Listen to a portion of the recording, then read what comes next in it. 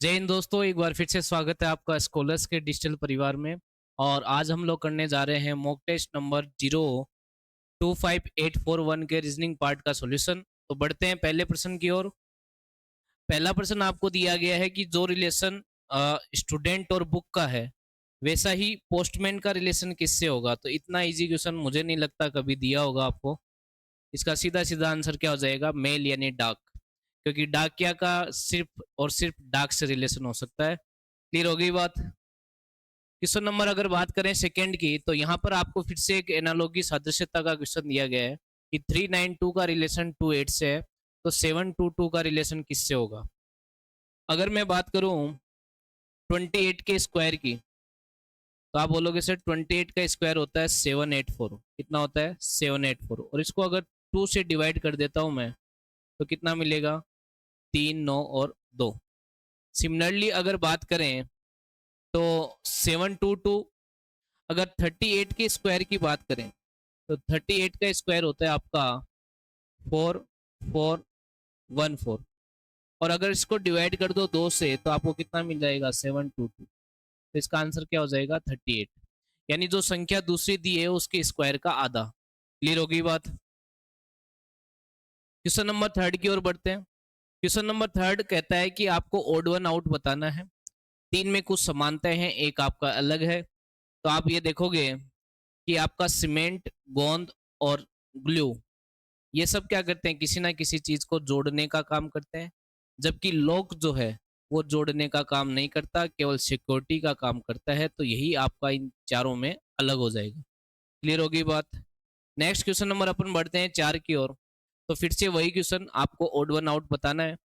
अब देखो इसके दो तरीके हैं। पहला तरीका तो मैं आपको बताता हूँ कि अगर आप इन सब का सम करोगे, क्या करोगे, सम। जैसे 5+7+2+0, तो कितना आएगा 9 और 5 14। उसके बाद 6+7+1+0, तो 13 और 1 14। उसके बाद बात करें तो 2+6+4+0, तो कितना आएगा 12। फिर आएगा 4+2+7+0, तो ये आएगा 13। तो यहाँ पे तीन संख्याएं जो है वो आपकी इवन इवन यानी सम सम संख्याएं, जिनमें दो का भाग पूरा पूरा जाता है। और ये आपकी होगी ओड यानी विषम संख्या। तो सीधी सिंपल सी बात है, इसके अकॉर्डिंग आपका आंसर क्या हो जाएगा डी। क्योंकि बाकी तीन के डिजिटल सम जो है वो इवन मिल रहे हैं। डिजिट सम क्या मिल रहे हैं, सम संख्या मिल रही है। इसका क्या मिल रहा है, ओड। एक तरीका तो ये है। दूसरा तरीका क्या है कि अगर मैं इन चार संख्याओं को अलग अलग देखूं, जैसे 5, 7, 2 और 0 को, तो आप ये देखो कि अगर इन दोनों को जोड़ के इसमें से घटा दिया जाए तो आपको लास्ट वाली संख्या मिल जाएगी। यही लॉजिक आपको आगे भी देखने मिलेगा 710 में, कि इन दोनों को जोड़ दो और इसमें से घटा दो तो लास्ट वाली संख्या मिल जाती है। यही आपको ऑप्शन नंबर सी में देखने मिलेगा कि इन दोनों को जोड़ दो और इसमें से घटा दो तो लास्ट वाली संख्या आपको 0 मिल जाएगी। और इसी तरीके से अगर लास्ट में जाएंगे तो आप ये देखोगे कि 4270 में अगर इन दोनों को जोड़ोगे 11 और फिर 2 घटाओ, 2 में से घटाओगे तो 0 नहीं मिलेगा। तो इस लॉजिक से भी आपका आंसर डी ही आ रहा है। दोनों ही लॉजिक आपके लिए वैलिड है, जो आपको सही लगे। ठीक है। क्वेश्चन नंबर 5 की बात करें तो कहा है कि LOSE का कोड ये किया गया है, GAIN का कोड ये किया गया है। तो बताओ 84615 कोड किसका होगा। आपको अगर मैं बात करूं तो क्वेश्चन से ये पता चल जाना चाहिए कि ये जो कोडिंग है वो है फिक्स कोडिंग। कौन सी कोडिंग है, फिक्स कोडिंग। कैसे कि अगर आप देखो तो ऊपर वाले क्रमांकों से कोई लेना देना इधर नहीं है। ठीक है। क्रमांकों से लेना देना नहीं है। दूसरी बात, इनके अपोजिट लेटर लेने पर भी कोई लेना देना नहीं बनना, कोई सीक्वेंस नहीं बनना। लेकिन एक बात यहाँ पे दिखाई दे रही है कि यहाँ पे ये चार लेटर, ये चार कोड, यहाँ पे ये चार लेटर और ये चार कोड। अगर यहाँ पे लेटर सेम नहीं है तो यहाँ पे कोड भी सेम नहीं है। जैसे LOSE और GAIN में कोई सिमिलरिटी नहीं है, तो देखो कोड में भी कोई सिमिलरिटी नहीं है। 1357 और 2468 सब कुछ अलग अलग है। तो ऐसा, इससे ये पता चलता है कि ये फिक्स कोडिंग है। ठीक है।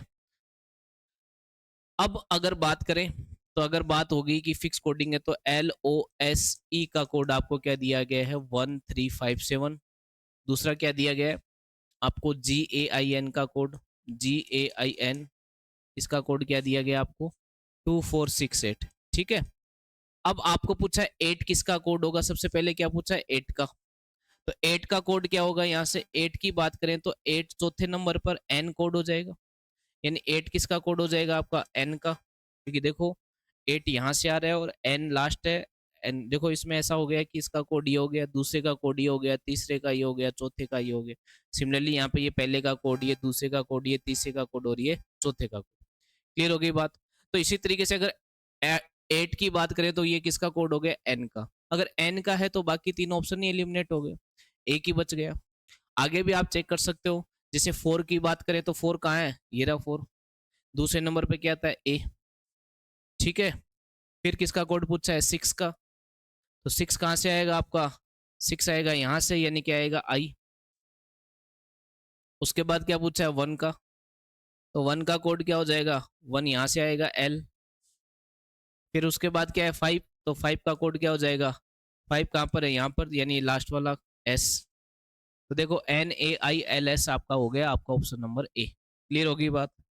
नेक्स्ट क्वेश्चन नंबर अपन बढ़ेंगे, क्वेश्चन नंबर 6 की ओर। तो ये एक कैलेंडर का क्वेश्चन है, और जब भी क्लास में इस क्वेश्चन के बारे में बात आती है तो मैं ये कहता हूँ कि जब ऐसे क्वेश्चन आ जाए जहाँ पे कभी डे के रिपीटेशन की बात करें, डे मतलब जैसे यहाँ पर उसने जब पहली बार अपनी शादी की सालगिरह बनाई थी तो मंगलवार था, तारीख तो यही रहनी है दोबारा भी, शादी की तारीख तो चेंज होनी नहीं है, शादी की तारीख तो यही रहनी है।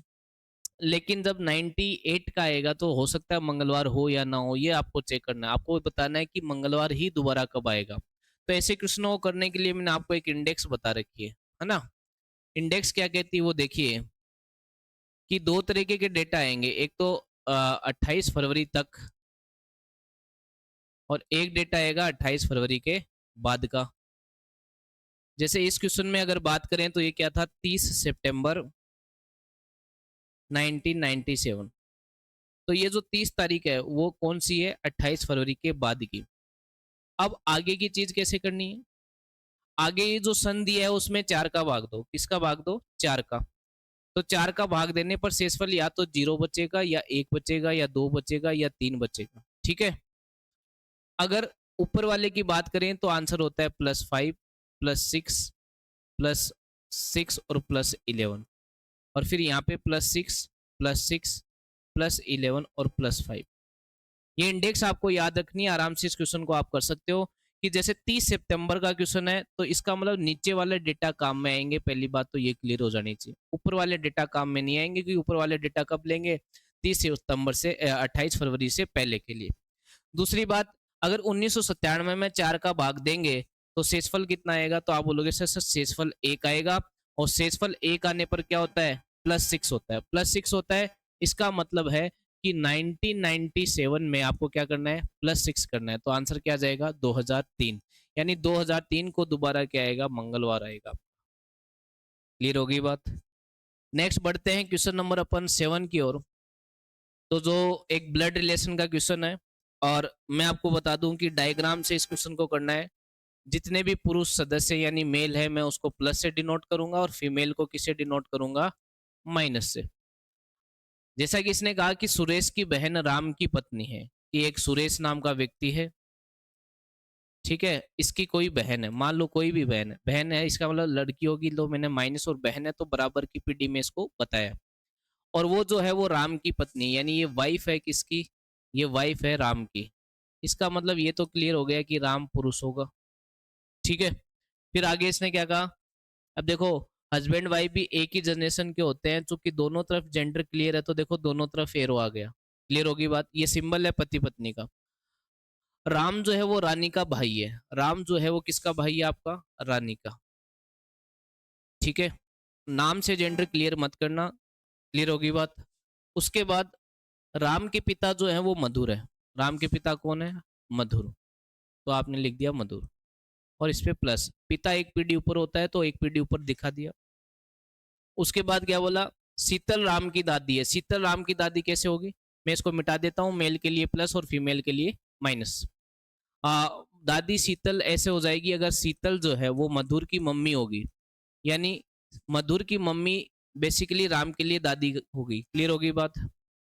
उसके बाद रीमा जो है वो शीतल की पुत्र वधु है, शीतल कौन है, ये इसकी पुत्र वधु कौन होगी, इसकी पुत्र वधु होगी जो इस मधुर की पत्नी होगी। ठीक है। और ये कौन है? ये है आपकी रीमा। ठीक है। अब आगे क्या पूछा है? रोहित जो है वो रानी के भाई का पुत्र है। रोहित किसका पुत्र है?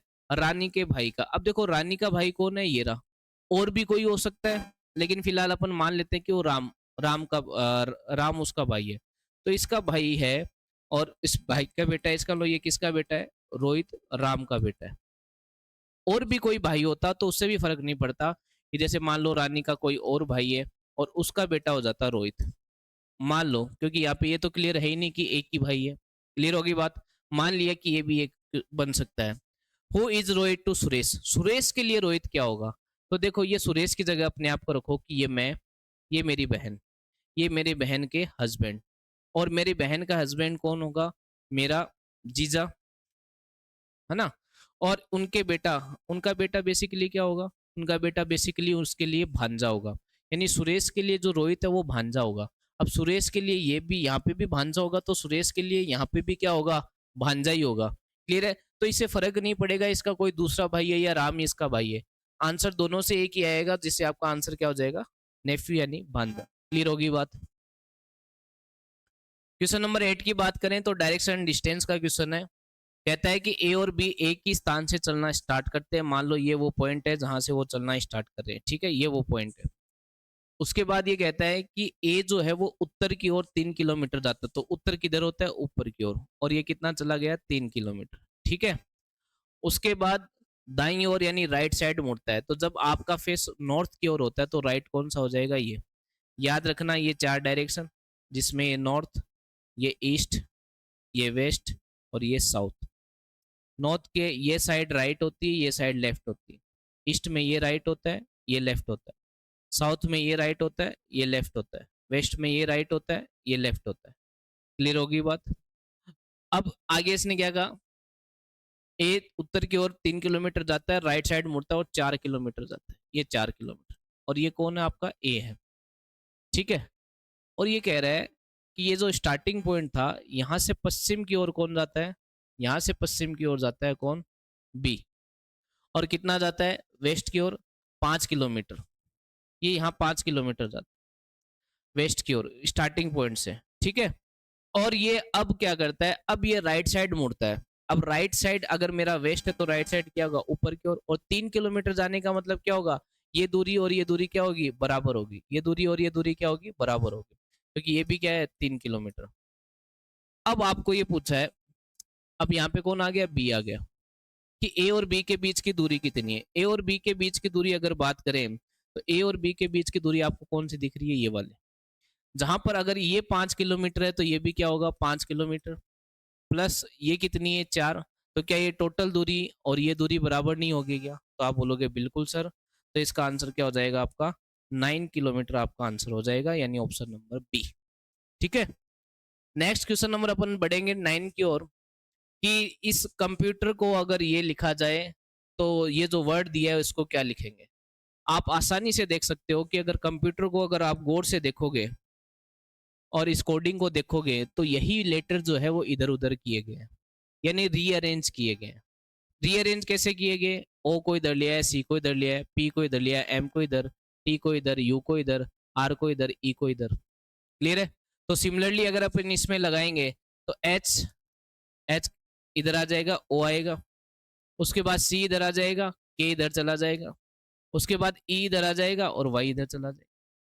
तो के ई वाई एच ओ सी आपका ऑप्शन नंबर सी। ठीक है। क्वेश्चन नंबर अगर 10 की बात करें तो एक पेपर कटिंग फोल्डिंग का क्वेश्चन है। और इस पर्सन को करने का तरीका क्या होता है कि जैसे ये फोल्डिंग हुई है सबसे लास्ट में, तो ये सबसे पहले अनफोल्ड होगी और ये अनफोल्ड होगी इतनी। ठीक है। और अनफोल्ड होने का मतलब है कि इस इधर दर्पण लगा दो। जब दर्पण लगाओगे तो कुछ ना कुछ ऐसा आपको दिखाई देगा इधर, और ये डॉट इधर। दर्पण इधर लगेगा तो दर्पण में ये वाली आकृति इधर दिखेगी। अब एक फोल्डिंग इधर है तो अब एक दर्पण ऊपर की ओर लगेगा और एक दर्पण क्या लगेगा? नीचे की ओर। अब देखो बेटा, सीधी सी बात है कि इसको 20 से नहीं किया, 20 से नहीं किया, इसका मतलब इस पार्ट का आधा ही आपको मिरर में दिखेगा, इस पार्ट का आधा ही मिरर में दिखेगा। यानी सर्किल पूरा नहीं देखे, सर्किल आधा ही दिखेगा इधर और आधा दिखेगा इधर। और इसका भी कुछ छोटा सा पार्ट आपको ऐसे कुछ दिखाई देगा यहाँ।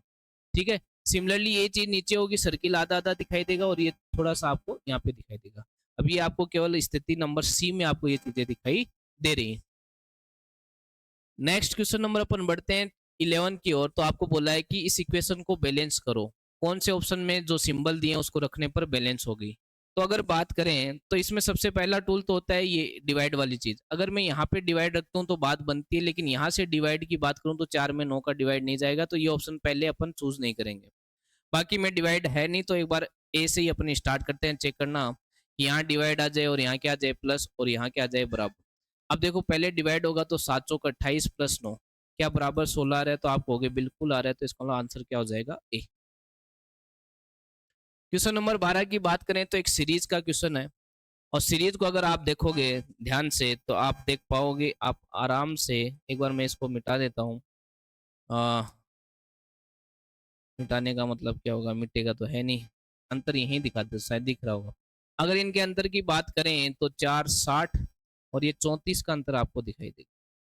फिर ये अंतर कितने का दिखाई देगा, तो आप बोलोगे 10 और 20 42। और अगर यहाँ पे अंतर की बात करें तो कितना हो गया, तो आप कहोगे सर 2 और 5 52 का हो गया। और यहाँ पे अंतर की बात करें तो कितना हो गया, 4 और 6 64 का हो गया।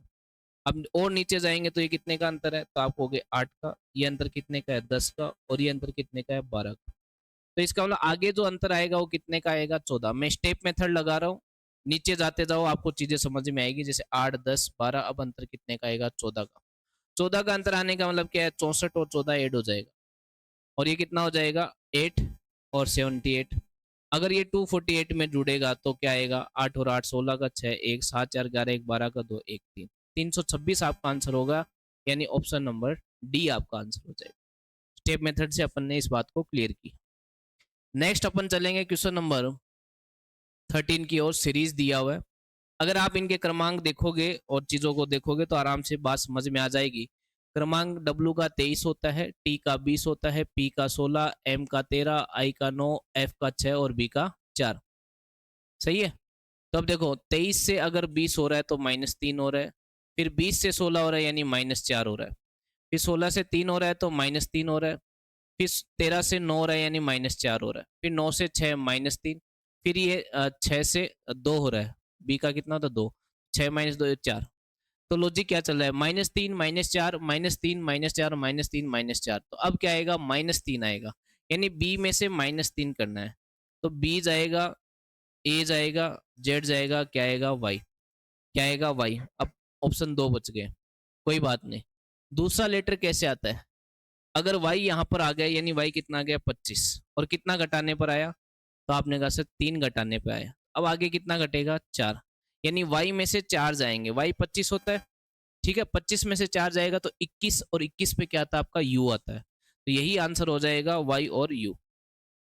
लॉजिक क्या है, -3 -4 -3 -4 इस तरीके का, ठीक है।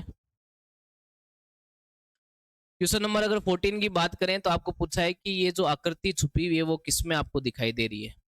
तो देखो अगर क्वेश्चन नंबर 14 को गौर से देखोगे तो ये आपको आकृति कहाँ देखने मिलेगी, क्या ऑप्शन नंबर ए में देखने मिलेगी, तो आप कहोगे नहीं सर ए में तो देखने नहीं मिलेगी। बी में नहीं। आप अगर इसमें आओ, अगर इसमें आएंगे तो देखो मान लो यहाँ से स्टार्ट किया, यहाँ से स्टार्ट करने के बाद ये यहाँ गए, और यहाँ पर आने के बाद अपन यहाँ आए, और यहाँ पर आने के बाद मान लो यहाँ आए, या फिर यहीं पे रहे और इसको आगे लेके गए, ठीक है। क्लियर हुई बात, अरे क्लियर हो गई क्या, यानी ऑप्शन नंबर डी के अलावा ये चीज़ कहीं देखने मिलेगी नहीं, तो आपका आंसर क्या हो जाएगा डी। इसके अलावा अगर सोचना भी चाहो तो शायद एक ये है आपका कि जैसे मान लो ये यहाँ आ गया, यहाँ आ गया, यहाँ आ गया, उसके बाद ये यहाँ आ गया और फिर यहाँ आ गया, ये ज़्यादा बेटर है। ऑप्शन नंबर डी की बजाय ए में, क्योंकि ये तो डी वाला तो क्या छोटा रह गया, ये पूरा आपको ऐसा का ऐसा दिखाई दे रहा है, तो बिल्कुल ए में आपका ये जो है डायग्राम दिखाई दे रहा है, तो इसका आंसर क्या हो जाएगा ए, ठीक है। नेक्स्ट क्वेश्चन नंबर अपन 15 की बात करेंगे, तो इसने कहा कि relationship between politician poets and women, यानी कहने का मतलब राजनीतिज्ञ कवि और महिलाओं के बीच का क्या रिलेशन हो सकता है। तो देखो सीधी सिंपल सी बात है कि एक महिला जो है वो राजनीतिक की हो सकती है कुछ महिलाएं, और कुछ महिलाएं क्या हो सकती है, पॉलिटिशियन हो सकती है, और ये वो महिलाएं जो कुछ और है। क्लियर है बात? लेकिन एक आदमी पॉलिटिशियन और पोएट दोनों तो नहीं हो सकता, हालांकि होते हैं, लेकिन अगर ऐसा देखेंगे तो फिर कोई वेन डायग्राम बैठेगा नहीं। क्लियर हो गई बात? कुछ बच्चे कहेंगे सर इसको अपन ले लेते हैं, तो इसको अगर मैं लूंगा तो फिर जैसे मान लो ये पॉलिटिशियन हो गया, ये वुमेन हो गया, और ये क्या हो गया, पोइट हो गया। तो अब यहाँ पर क्या देख रहे हैं अपन कि ये जो है वो एक औरत भी हो, राजनीतिज्ञ भी हो, पोइट भी हो।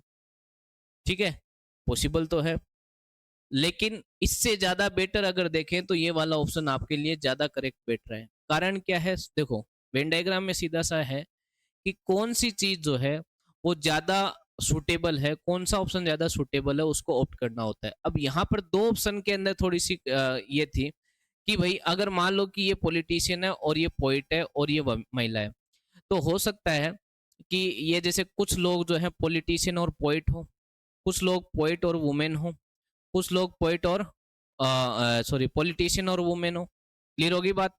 और ये वो महिलाएं जो पॉलिटिशियन भी है और पोइट भी है, लेकिन एट ए टाइम एक समय पर अगर प्रोफेशनली देखा जाए तो दोनों में से कोई एक ही होगा, या तो पोइट होगा या फिर क्या होगा, पॉलिटिशियन होगा।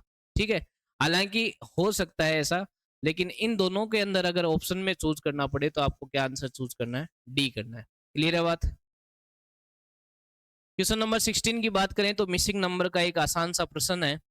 अगर आप देखो कि 7 इंटू 8, 56 इंटू 2, 112 आता है, यानी तीनों का गुणा कर दो तो आपको लास्ट वाली संख्या मिल जाती है। तो 15 को कितने से गुणा करना पड़ेगा, 60 से गुणा करना पड़ेगा, तब 900 मिलेगा। ठीक है, क्वेश्चन नंबर 17 की बात करें तो आपको नंबर ऑफ ट्राइंगल पूछा है। अगर बात करें, कभी भी आपको एक बॉक्स में ट्राइंगल काउंट करना हो, ठीक है, तो एक बॉक्स में ट्राइंगल काउंट करना हो तो आप एक से स्टार्ट करें और जो हाईएस्ट नंबर होता है उसका दुगना कर दो, तो कितना आ गया, 8। तो ये हो गया आपके नंबर ऑफ ट्राइंगल्स। अगर इन दो बॉक्सों को जोड़ दिया जाए तो देखा जाए तो 8 ही इस बॉक्स से आएंगे, लेकिन कुछ और ट्राइंगल बन जाएंगे जो आपको देखना होगा। जैसे एक ट्राइंगल तो ये बन गया आपका, दोनों को मिलाकर एक ट्राइंगल ये हो गया, यानी एक कॉमन लाइन दो ट्राइंगल और बनाएगी, यानी कितने ट्राइंगल हो गए आपके, 16। तो इन दोनों बॉक्सों से 16 ट्राइंगल तो आएंगे ही आएंगे। 16 के बाद अगर बात करें तो ये आपका 18 के बाद, क्योंकि 16 तो ये डायरेक्ट हो गए और दो इस कॉमन लाइन से मैंने आपको बताया, तो 18 तो ये हो गए, 19, 20, 21 और 22। 22 के बाद ये चार ट्राइंगल आपके, ठीक है, तो टोटल कितने हो गए, 26। अब 26 के बाद दो ट्राइंगल और बच जाएंगे। कौन से दो ट्राइंगल बच जाएंगे वो देखना, तो दो ट्राइंगल आपके बच जाएंगे ये वाले। ठीक है, टोटल कितने हो जाएंगे, 26 और 2, 28। तो इसका आंसर क्या हो जाएगा, ऑप्शन नंबर सी। नेक्स्ट अपन चलेंगे क्वेश्चन नंबर 18 की ओर। क्वेश्चन नंबर 18 आपका एक सीरीज का आसान सा प्रश्न है। अगर आप देखोगे तो इस सीरीज में पहले आप टोटल नंबर चीजें काउंट करो तो आपको 1 2 3 4 5 6 7 8 9 10 11 12 13 14 15 16 17 18 19। ठीक है, एक यहाँ पे ब्लैंक है, 20 चीजें हैं टोटल। तो 1 2 3 4 5 6 7 8 9 10 11 12 13 14 15 16 17 18 19 और 20। 20 है तो चार चार का पेयर बनेगा, तो 1 2 3 4 एक पेयर ही हो गया, 1 2 3 4 एक पेयर ही हो गया, 1 2 3 4 एक पेयर ही हो गया, 1 2 3 4 एक पेयर ही हो गया। ठीक है, अब ये देखो अल्टरनेट आपको ये पेयर रिपीट होते हुए दिखाई दे रहे, ए सी ए सी ए सी बी, तो यहाँ पे भी ए सी बी आ जाए और ये डी आ जाए, तो ए सी बी डी, ए सी बी डी, ये पेयर हो गया। तो आपका आंसर जो होगा वो ए डी से स्टार्ट होगा। ए डी यहाँ से है, ये ऑप्शन एलिमिनेट हो गया, ए डी इसमें है, ये ऑप्शन एलिमिनेट हो गया। अभी भी दो बचे हैं। दूसरा ग्रुप जो है वो ये है। अब दिक्कत है कि दूसरे ग्रुप को फिल कैसे करें। आप ये अगर पहले ग्रुप को गौर से देखोगे तो इसमें चार चीजें आई, ए आया, बी आया, सी आया, डी आया। तो दूसरे ग्रुप में भी चार चीजें आएगी, तो इसमें सी और ए तो आ चुका है, तो क्या नहीं आया है, डी नहीं आया। तो यहाँ पे ये जो ग्रुप बनेगा वो बनेगा C A D B, C A D B. Clear है बात? तो अगर ए डी के बाद बात करूं तो डी आएगा और दोबारा डी आएगा। ठीक है, तो ऐसा किस में आ रहा है, ट्रिपल डी, 4 टाइम्स डी इसमें आ रहा है। ठीक है, और लास्ट में क्या आएगा, बी। तो आपका आंसर क्या हो गया, सी। क्लियर होगी बात? नेक्स्ट क्वेश्चन नंबर अपन बात करें 19 की, तो आपको मिरर इमेज का एक आसान सा प्रश्न पूछा है। आपको पता है कि जब इधर मिरर लगता है तो केवल राइट लेफ्ट चेंज होता है, राइट लेफ्ट चेंज होता है, इसका मतलब अप डाउन चेंज नहीं होगा। अगर आप गौर से देखोगे तो ये जो नीचे की चीज है, जैसे ये इसका फेस इस ऐसा है, तो इसका उल्टा नहीं कर सकते आप। उल्टा तो तब होता जब मिरर नीचे की ओर लगता, जो कि ऑप्शन नंबर सी में दिया है और डी में दिया है। तो दो ऑप्शन तो आपके सीधे एलिमिनेट हो गए। दूसरा, ये अगर बात करें इसमें और इसमें क्या डिफरेंस है, तो आपको पता है कि मिरर के अंदर मिरर पास वाली चीज पास दिखाई देती है, दूर वाली चीज दूर दिखाई देती है। यानी ट्राइंगल पास में दिखाई देगा और ये वाली जो लाइन है वो दूर दिखाई देगी, जबकि इसमें उल्टा है। तो इसका आंसर क्या हो जाएगा, ए हो जाएगा। क्लियर हो गई बात। नेक्स्ट क्वेश्चन नंबर अपन चलेंगे 20 की ओर। तो एक सीरीज का क्वेश्चन है, एक आसान सा प्रश्न, जिसमें पूछा है कि गलत संख्या बताओ, कौन सा नंबर आपका रॉन्ग है। तो अगर आप इसको बढ़िया से ध्यान से देखो, तो ये देखो, 9 तियां 27, 9 चौक 36, 9 पंजे 45, 9 छिके 54। यानी स्टार्टिंग वाली संख्या ही आपकी गलत है, क्योंकि यहाँ पे क्या आना चाहिए था, 9 × 2 यानी 18 आना चाहिए था। ठीक है, तो इसका आंसर हो जाएगा ए। नेक्स्ट क्वेश्चन नंबर 21 की बात करते हैं। तो आपको 5 चीजें दी हैं और आपको एक सीक्वेंस बनाना है कि कैसे सीक्वेंस बना पाएंगे। तो अगर मैं बात करूं कि किस तरीके से एक परिवार का, एक समाज का निर्माण होता है, वो यही प्रश्न बता रहा है कि सबसे पहले तो आपका देखा जाए तो शादी होना जरूरी है, यानी नंबर 3 सबसे पहले आएगा। शादी होने के बाद आपका एक परिवार बनेगा, यानी दूसरा नंबर। ठीक है, परिवार बनने के बाद परिवार बनने के बाद आपका क्या आएगा, परिवार बनने के बाद आपकी बाकी चीजें क्या बच गई, कास्ट, जाति आएगी। ठीक है, यानी पहले आएगी कास्ट, कास्ट के बाद आपकी गोत्र बनेगी। ठीक है, गोत्र बनेगी यानी 4 नंबर आएगा। ठीक है, और लास्ट में एक प्रजाति का निर्माण पूरी तरीके से होगा, यानी 1 2 4 5, 3 2 1 4 5। कौन से ऑप्शन में, 3 2 1 4 5 आपको ऑप्शन नंबर सी में दिखाई दे रहा है। तो एक सीक्वेंस बताना था, तो सीक्वेंस यही था कि एक पहले शादी होगा, शादी के बाद एक परिवार बनेगा, परिवार बनने के बाद एक जाति बनेगी, जाति बनने के बाद गोत्र, और उसके बाद एक प्रजाति का निर्माण होगा। ठीक है, नेक्स्ट क्वेश्चन नंबर 22 की बात करें तो ये एक तरीके की सीरीज का ही क्वेश्चन है। देखने में लग रहा होगा कि जैसे मैथ्स में जो डीआई आती है उस तरीके का क्वेश्चन है, लेकिन ये एक सीरीज ही है। जैसे 22 24 में कितने का अंतर है, 2 का। फिर 24 और 21 में कितने का अंतर है, 3 का। फिर 21 और 25 में कितने का अंतर है, 4 का। और 25 और 20 में 5 का। और 20 और 26 में 6 का। तो अब अंतर कितने का आना चाहिए, 7 का। 1 कम हुआ, 2 कम हुआ, 3 कम हुआ, 4 कम हुआ, तो अब 7 कम होगा, और 26 में से 7 कम हो गए तो आंसर कितना आ जाएगा, 19 आ जाएगा। ठीक है, नेक्स्ट क्वेश्चन नंबर 23 की बात करें तो ये जो वर्ड दिया है, इस वर्ड से कौन सा चीज आप नहीं बना सकते। तो अगर आप गौर से देखो ऑप्शन नंबर सी को, तो यहाँ पे आपको 2 n दिख रहे हैं। अब 2 n पूरे वर्ड से ही नहीं मिलेंगे आपको, इस वर्ड से आपको 2 n कहीं नहीं मिलेंगे, एक ही n आया है पूरे वर्ड में, तो ये वर्ड आपका नहीं बन सकता, यही आपको बताना था। क्वेश्चन नंबर 24 की बात करें तो एक साइलो का प्रश्न है। तो स्टेटमेंट से अपन वेन डायग्राम बनाएंगे। जैसे कहा है all children children are students, तो ऑल चिल्ड्रन आर स्टूडेंट्स, ये डायग्राम बनेगा।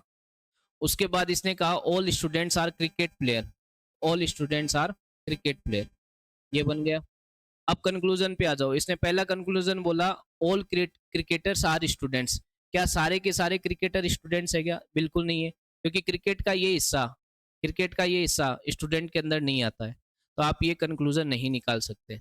All children are cricket player, बिल्कुल देखो ये पूरा क्रिकेट प्लेयर है, और इस क्रिकेट प्लेयर के अंदर ही पूरे चिल्ड्रन आ रहे हैं, तो आप ये कह सकते हो कि all children are cricket player, यानी ओनली कंक्लूजन सेकंड फॉलो आपका आंसर हो जाएगा। ठीक है, आज के लास्ट प्रश्न की ओर बढ़ते हैं, क्वेश्चन नंबर 25, जो कि कहता है कि 8 7 और 407 में जो रिलेशन है, वैसा ही रिलेशन कौन से ऑप्शन में आपको दिखाई दे रहा है। तो अगर 8 7 और 407 के रिलेशन की बात करें, तो देखो 8 और 7 और 407, अगर मैं इसका क्यूब कर दूं, 7 का क्यूब, तो कितना आएगा, 343।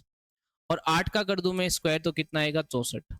और इन दोनों को ऐड कर दूं तो मेरे को क्या मिल जाएगा, 104।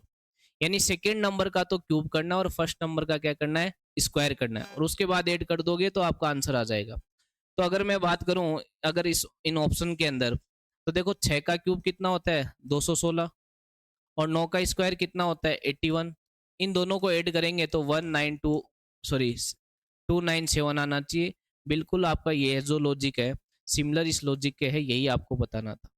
तो ये था आज का सॉल्यूशन। आई होप आपको बातें समझ आई होगी। पढ़ते रहिए, आगे बढ़ते रहिए। जय हिंद, जय भारत।